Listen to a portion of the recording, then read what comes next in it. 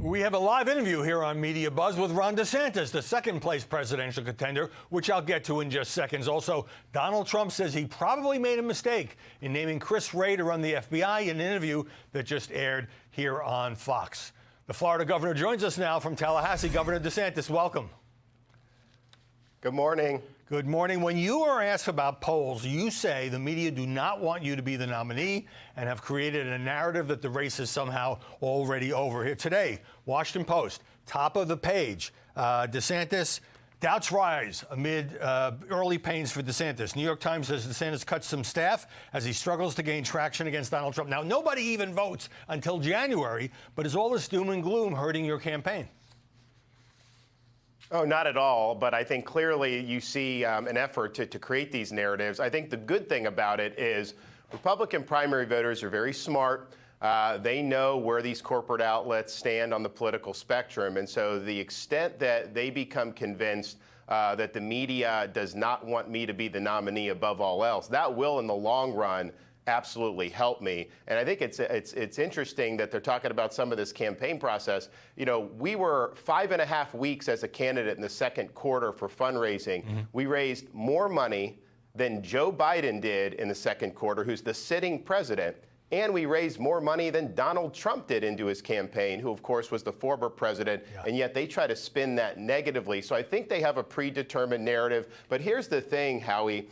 We were just in Iowa on Friday at the Family Leader Summit. That was effectively the kickoff to Iowa caucus season. Yes. So Iowans are starting to pay more attention to it. We were able to talk to thousands of people over a 2-day period. And the number one thing I hear from people, is this. When they come up to me, they're like, yeah, you know, I knew you did good in Florida. You know, I heard good things, but I hadn't seen you yet. And now that I've seen you, I'm for you. And so that's going to be what we're going to do over the next 6 months. But why specifically would the media oppose your nomination compared with their mortal enemy for 7 years, Donald Trump?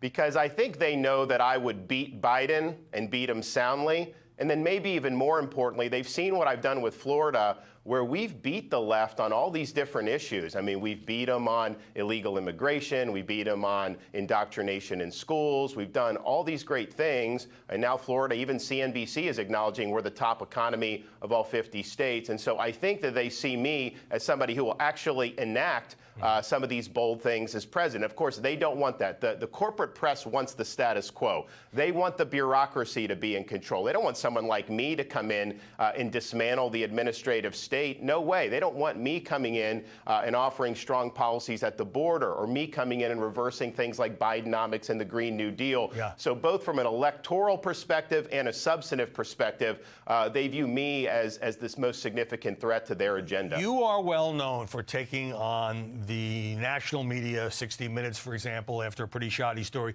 But your critics say you don't stray much from conservative media. I appreciate you being here on a straight news show. Why not go to more mainstream networks, Sunday shows, and take them on?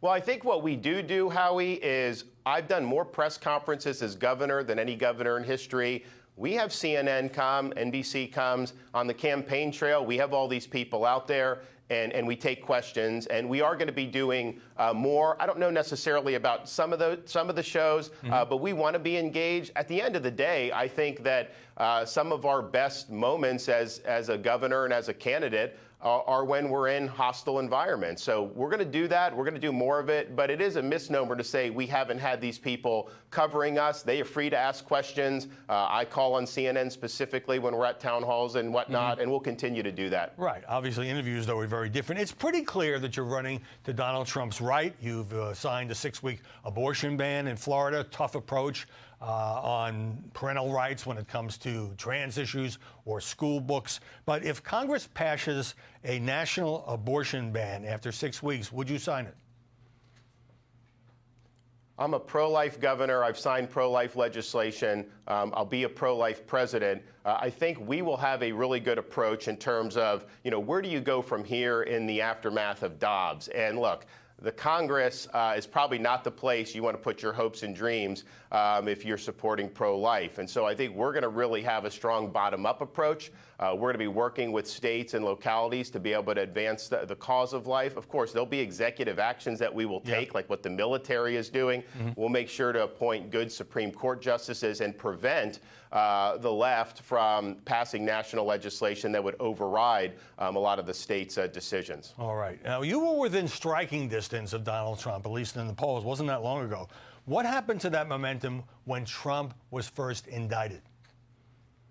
Yeah, look, I think at the end of the day, the Bragg indictment just elevated him. And it wasn't so much that people were doing it because he was indicted. I think a lot of people, including me, believe that it was a miscarriage of justice. Alvin Bragg ran for office saying he was going to indict Trump. That is not the way the rule of law works. You don't say, find me the man and I'll find you the crime. So I think there was a lot of sympathy. But then I think just dominating the media coverage, I had gotten a lot of coverage in the aftermath of the midterm election. We always knew with these national polls that was a sugar high. Wasn't anything we were too concerned about either way. But what we found is the more I'm out there, the more support we get in these early states. And it is a state-by-state primary. And so I think it would be political malpractice to be running for president fixated on national rather than Iowa, New Hampshire, South Carolina. So that's what we've done. You can make up ground, and we are making up ground in all those states. That is not really going to be reflected in the national poll because they're such small states that you're not going to end up doing that. So we have our eye on the prize. Even people who cite the national polls have acknowledged that in those early states, it's a tighter race. And there's absolutely lanes. And we just had the Family Leader Summit, Bob Vanderplaats. He's been saying very clearly, Iowa is wide open. Well, I agree with you that it's a state-by-state process. National polls don't necessarily need much. There's a long way to go. I'd also would say that when Donald Trump was indicted the second time on the classified documents case, which is more serious in my view, the same thing happened. The news was Trump 24 hours a day, and that made it harder for all the candidates. But how important are the debates for your candidacy, even though Trump has made it pretty clear he's likely to skip the first one next month on Fox News? I'm going to be at the debates. I think it's a great opportunity. And especially for a guy like me, there's a lot of Republican voters out there. They like what we've done in Florida. They know I'm a good governor. But they haven't seen a lot about me up close and personal. So that gives us a great opportunity to be able to share our vision. How are you going to beat Biden? How are you going to be able to get this stuff done? What are the key things that you want to be able to do, from getting rid of Bidenomics to stopping the invasion at the border to slaying the administrative state? All those things are really, really important. And I think that first debate, you're going to have how many? I mean, millions and millions of people are going to turn into it. So I look forward to it. I think it's great to be in an environment where you're asked tough questions and having to articulate why you should be the next president of the United States. And what we found on the campaign trail, these early states, when we're able to make that case to voters directly, we get a tremendous response. And so we're excited for the debates in August. Governor, a common media criticism, and I don't want to hurt your feelings here, is that you are lacking in charisma. You've heard this 100 or 1,000 times. You don't have the common touch with voters. Obviously, you won a record-breaking landslide victory in Florida, so some people like you. But are you finding the media overemphasize personality over policy? Well, but they have a predetermined narrative. I mean, for example, they used to say, oh, the governor doesn't do retail campaigning. He's not going to be able to go to Iowa. And then, yesterday I'm out there doing events. We have 30, 40 people at some of these things, shaking hands, answering questions, doing all that. And they're like, oh, well, he can do it. So these are predetermined narratives that they have. And I think if you look at my reelection, obviously historic landslide, a state of Florida that had been a one-point state. But the things that voters would say is, typically in an election, you vote for the lesser of two evils. In this case, I'm proud to cast an affirmative vote for a leader that I believe in. And I think we developed a loyalty and a support that no governor has been able to do. And that's because we've stood up for people when it counts. But I think when they do some of the subjective things, the reason why they're doing it is because objectively, I've got a great record to run on. Political success, huge policy success. These are things that not only Republican voters have bought into, but also a lot of independents and even more Democrats as their party goes more left. So they're going to focus on, I think, superficialities and trivialities, but we have outperformed the national environment in every election I've been on the ballot for in my career. Let me get to a couple of issues. You've said that Republicans are not going to mess with Social Security, but as a congressman, you voiced support for privatizing Social Security and raising the retirement age to 70 for future seniors down the road. What made you change your mind? Well, I've always said, promise made, promise kept.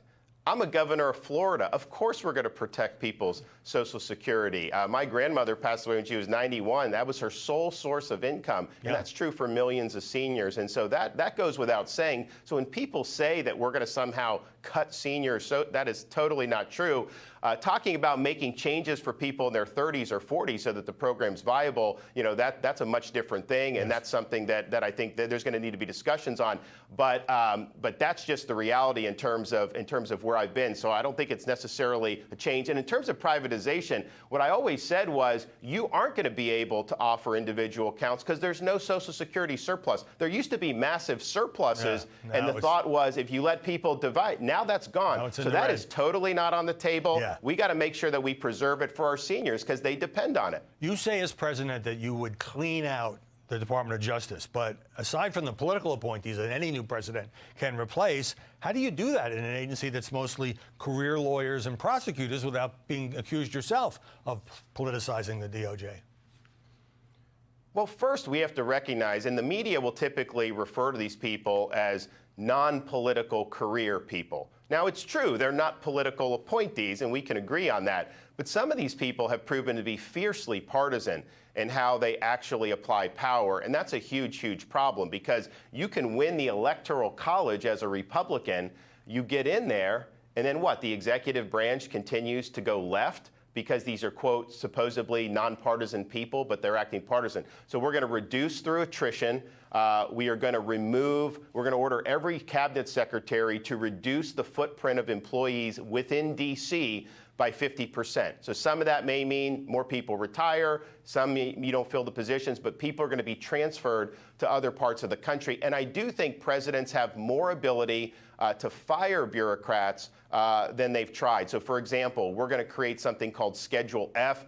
Anybody that has any policy-making role is going to be recategorized, not subject to civil service, and can be fired at will. So we have a lot of levers at our disposal, and we are going to push those levers because we cannot have a situation where we, the people, have the bureaucracy, unelected, constantly imposing its will on us. We're going to impose our will on it. Let me get one more in here. Chris Christie, who was on this program a couple of weeks ago, says he's the only one who goes directly at Trump. Insult for insult, calling him a coward and so forth. And that the rest of you just dance around for fear of offending him or his supporters. Does he have a point?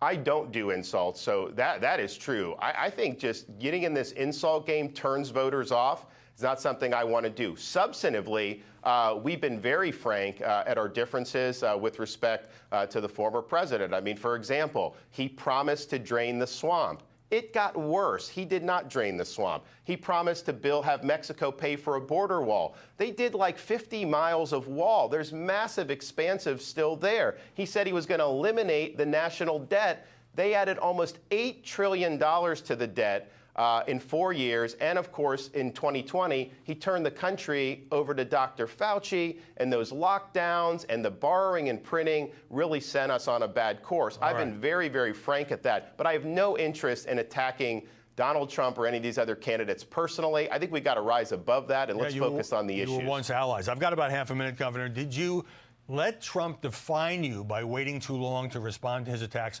when you were being governor and you weren't officially in the race? Not at all. I think even some of these polls, if you're going to take them for what they're worth, they say I have the highest favorability amongst Republican voters. And so I think they made a big mistake by spending all that money against me. I don't think it had its intended effect. And, we have a PAC. I can't control it, but I imagine they're going to start lighting up the airwaves pretty soon with a lot of good stuff about me. And that's going to give us a great lift. So we look forward to that. Well, thanks very much, Governor Ron DeSantis. Florida, really appreciate your time. Thanks for joining us. Thank you.